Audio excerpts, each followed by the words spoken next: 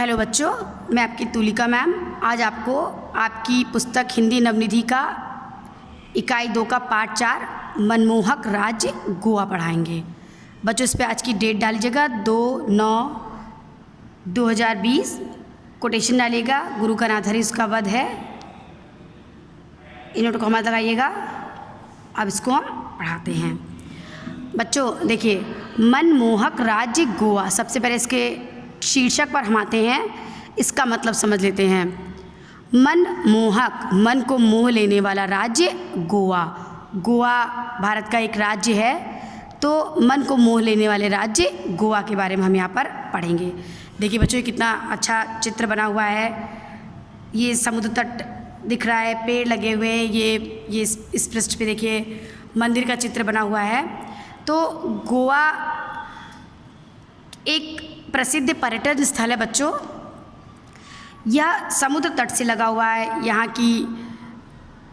का समुद्र तट, मंदिर, समुद्री दृश्य बरबस ही हमारा मन मोह लेते हैं। अचानक से हमारा ध्यान उस ओर चला जाता है, ना चाहते हुए भी चला जाता है, यानी कि प्राकृतिक सौंदर्य को देख करके।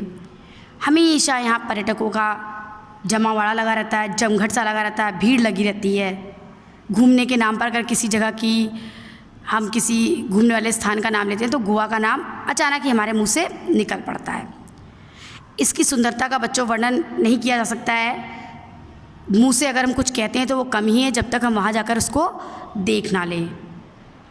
यहाँ पे लेखक बोलते हैं कि आइए गोवा का एक दृश्य देखते हैं जो थोड़ी देर के लिए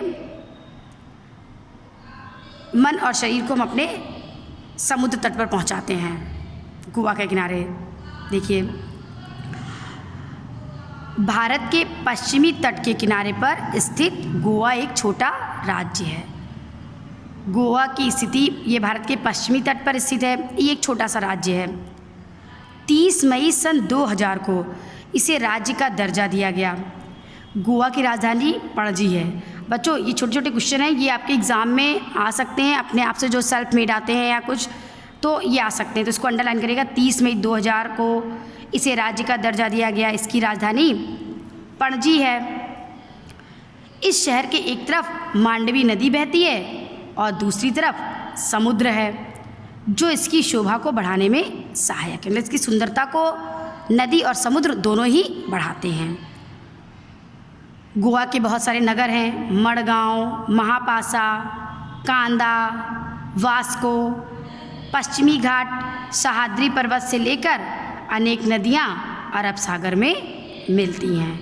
किंतु गोवा की 2 नदियां प्रमुख हैं, एक मांडवी और एक जुआरी। इसको भी अंडरलाइन करिएगा कि गोवा की 2 नदियां कौन सी प्रमुख हैं। बच्चों दूसरे पैराग्राफ में, मतलब पहले पैराग्राफ में हमने इतना पढ़ा कि गोवा भारत के पश्चिमी तट पर स्थित है। इसे 30 मई 2000 को राज्य की संज्ञा दी, राज्य का दर्जा दिया गया। इसकी राजधानी पणजी है। इसकी 2 मुख्य नदियां हैं, मांडवी और जुआरी। इसके अलावा गोवा में अनेक मंदिर हैं जो बड़े स्वच्छ हैं और प्रकृति की गोद में निर्मित तथा अपने सुंदर आकर्षक परिसरों से युक्त हैं। मंदिर के सामने तालाब है, दीप स्तंभ बने हुए हैं, पिलर बने हुए हैं, खंभे बने हुए हैं।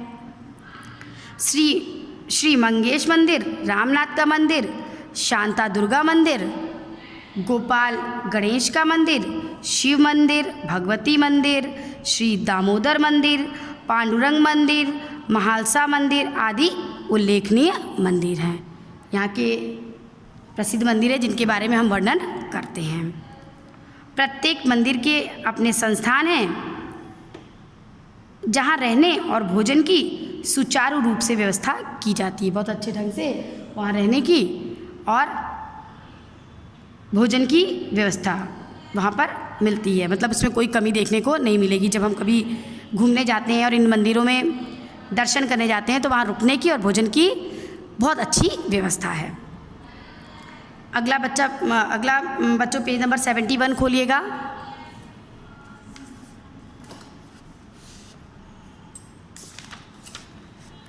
Page number 71। ये देखिए मंदिर बने हुए हैं, गोवा का मंदिर बना हुआ है।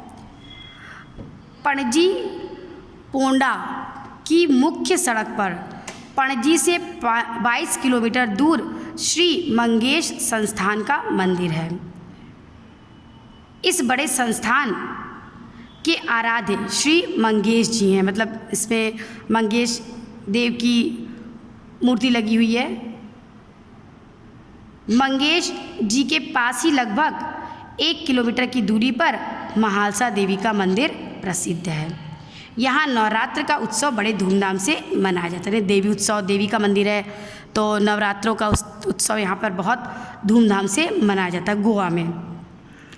बांदोडा गांव में पोंडा से 7 किलोमीटर दूर नागेश संस्थान का नागेश मंदिर रामायण के चित्रित प्रसंगों के कारण प्रसिद्ध है। यानी कि इस नागेश मंदिर का वर्णन रामायण में भी मिलता है। इसके पास ही महालक्ष्मी जी का भी मंदिर है। इतना बच्चों पढ़िएगा।